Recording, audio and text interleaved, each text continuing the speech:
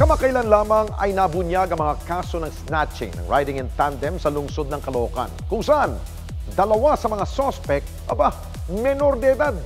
Ang ginawang investigasyon at ang naging responde ng otoridad, narito at inyo pong panuorin.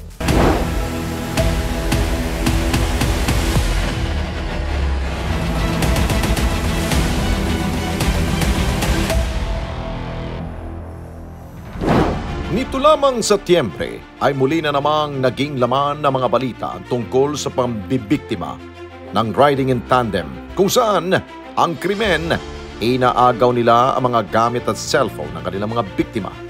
Ngunit ang mas nakalulungkot, maging ang mga menor de edad ay sangkot na rin sa masamang gawain na ito. Aresto ng mga tauhan ng Caloocan PNP ang 4 na lalaki, kabilang na ang 2 menor de edad sa grupo ng riding in tandem sa Caloocan City.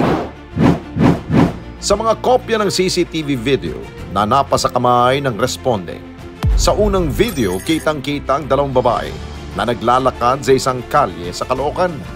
Isang motor naman ang makikitang sumulpot mula sa kanilang likuran.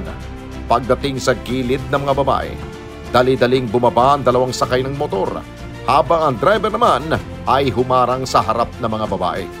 Agad nilang hinablot ang gamit ng mga biktima. Sinubukan mang tumakbo ng isa, ngunit agad itong nahabol ng isa sa mga suspect.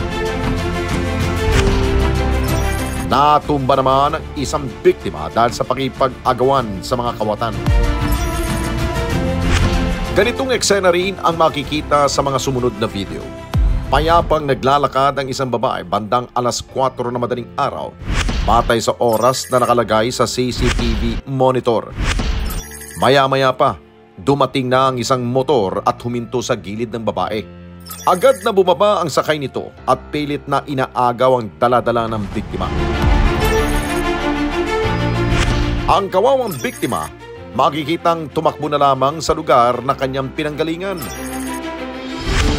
Sa mga sunod-sunod na pangyayari ng pang-i-snatch ng mga riding in tandem, isang biktima ang lumantad sa responde para ibahagi ang personal niyang karanasan sa ganitong insidente. Around 5:20 AM po, papasok po ako ng work. Naglalakad po ako dito sa may kanto po namin ng Paros Alley. Pasakay po ako sa jeep po sana, kaso may nakasalubong po ako na 3 lalaki na sakay ng motor.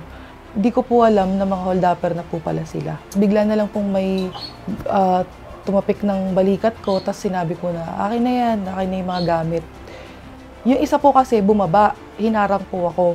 Tapos yung isa, sinabi, akin na yung cellphone mo, pag di mo binigay, sasaksakin kita.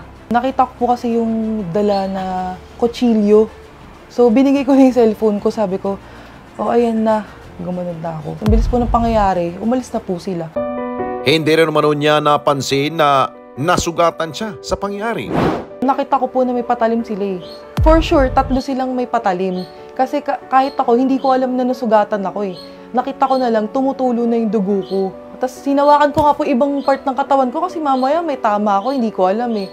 Nagkaroon po ako ng 5 stitches.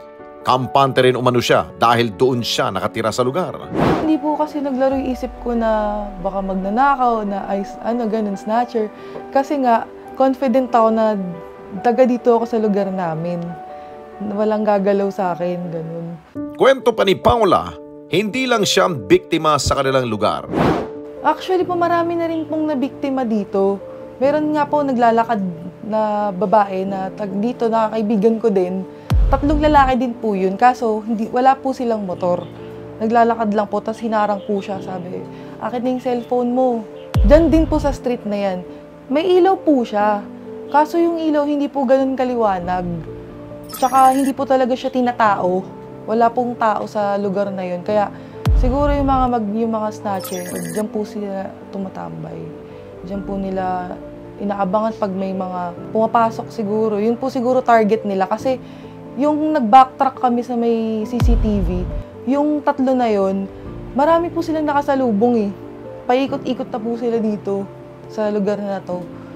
Kaya siguro nung ako na yung nasaktuhan nila, siguro parang timing na, ayan, hold upin natin. Ayon pa sa kanya, Alam umano sa barangay na may mga ganitong insidente sa kanilang lugar. Nung nag-report po ako, alam po nila na may mga dati na rin mga na-hold up sa lugar po na yun. Nagalit din po ako, tsaka yung kuya ko kasi bakit hindi daw tinatao ng mga tanod yung mga lugar. Pero after po nung nangyari sa akin, may mga umikot naman po. May mga nag-iikot na mga tanod, na mga police din po. Kasi nag-report din po ako, nagpa-blatter ako sa police station dito sa Caloocan.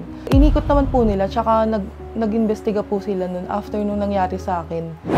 4 na lalaking kabilang sa notorious na riding in tandem na sangkot sa mga iligal na aktibidad ang nasukol ng otoridad sa isang bahay sa Caloocan City. Ayon pa kay Paula, ang mga nahuling suspect ng mga pulis Caloocan ang siya ring ng biktima sa kanya. Kasi pumunta rin po ako doon. Sinasabi, hindi sila. Pero syempre, hindi naman po aamin yun eh. Tapos tinatanong ko po eh, alam nila yung nangyari sa akin. Sinasabi ko na, umamin na kayo. Ganun. Umamin na po yung bata. Sabi ng bata, nandun po sa may driver yung cellphone nyo. Kasi tatanong, asan yung cellphone ko? Kahit yun na lang yung mabalik sa akin. Yung cellphone ko na lang, hindi ko na hiniling na mabalik pa yung ibang gamit ko. Kasi nandun lahat ng important ko eh. Tapos kinausap ko rin po ng mahinahon, pati yung bata na maliit. May kasama sila eh. As in, maliit lang eh. Gang daw sila. Na ganun, ang trabaho nila, oo.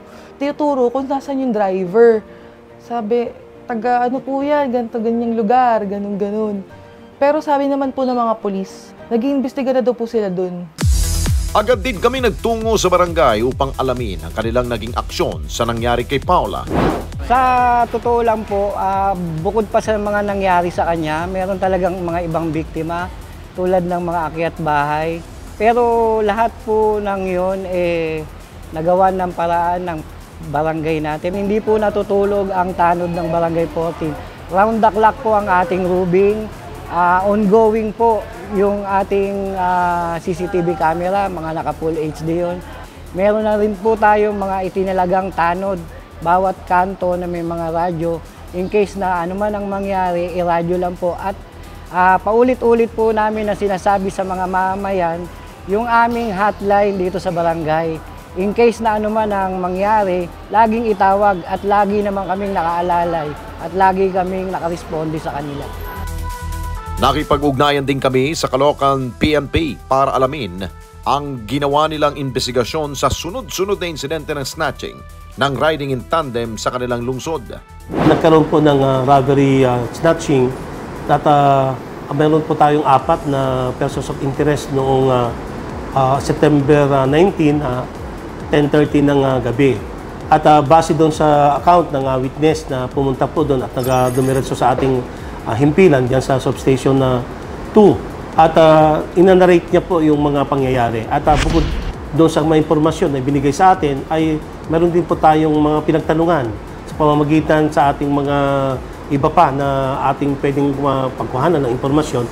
Kaya ito ay natuntun natin itong mga suspects dyan sa Barangay 73 at Barangay 74. Dalawa dito ang nasa legal na edad at meron din 2 CICN. Noong po natin ay presenta o kaya pinakita po doon sa biktima, ay positively identified naman ng biktima itong mga naaresto natin at na-rescue natin na CICN. Agad-agad naman yung ating mga provers, yung ating mga investigador na nag-backtrack ng CCTV. Doon sa CCTV, nakikita natin at na-identify natin yung motor na ginamit nila during the time of incident. Nung inaresto natin itong mga ito, ay yung mga motor na ginamit ay nakuha din natin. Bukod pa doon, ay meron pa tayong mga baril na improvised shotgun ang nakuha doon sa isa sa mga rescued natin na CICL at may patalim pa. Bukod pa doon sa wala silang helmet during the time of arrest, kaya yun ang naging violation nila. Kaya sinampahan natin po sila ng RA 10591 at saka yung RA 4136 para doon sa not wearing helmet naman. At habang gumugulong ang investigasyon sa mga naarestong suspect, pansamantala muna silang ikinulong ng PNP at tuloy din ang kanilang paghahanap sa iba pang mga kawatan. Yung 2 po na kinasuhan natin na yung nasa legal na edad ay naka-P8 o kaya naka-detain ngayon sa substation 2. Yun naman po 2 na rescued natin na CICL ay nandun po sa Bahay Pag-asa. Dagdag pa ng hepe, mas paigtingin pa nila ang kanilang kampanya upang masugpo ang mga kawatan. Kung makikita po natin yung datos natin nung ako po ay nag-assume last September 2022, yung robbery snatching natin ay with the use of motorcycle ay mataas. At nung kabuuan po ng 2022 ay meron po tayong 27 total. Then nung ito naman 2023 ay 6 na lang po yung ating mga nitalan. Marami po tayong mga ginawa na interventions like yung mga upland galugad natin. Parang ito po ay whole community approach. At pati na rin po yung mga opisina ng City Hall, gaya po ng DPSTM, CSWD, at kapulisan at mga force multipliers natin ay nagsasama po doon sa pagro-ronda sa mga barangay. Yung ginagawa namin na ronda sa barangay na araw-araw at gabi-gabi po ay ginagawa natin yun, ay isa sa mga napakagandang interventions na naisip ng ating mahal na mayor at naging effective naman ito. Muli ay pinalalahanan niya na dapat magdoble ingat ang lahat lalo na sa gabi. Ang pakiusap ko lang po ay mayroon naman po tayong mga hotline na kinalat natin.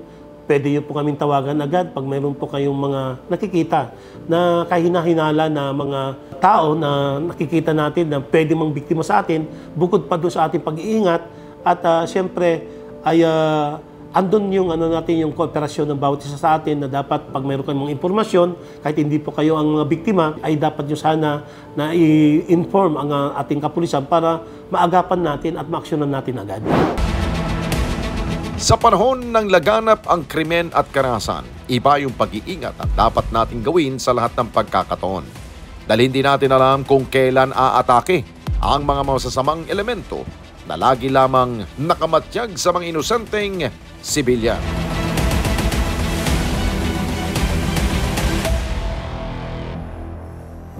Mga kababayan, salamat po sa inyo pong pagsubaybay sa Responde Mata ng Mamamayan.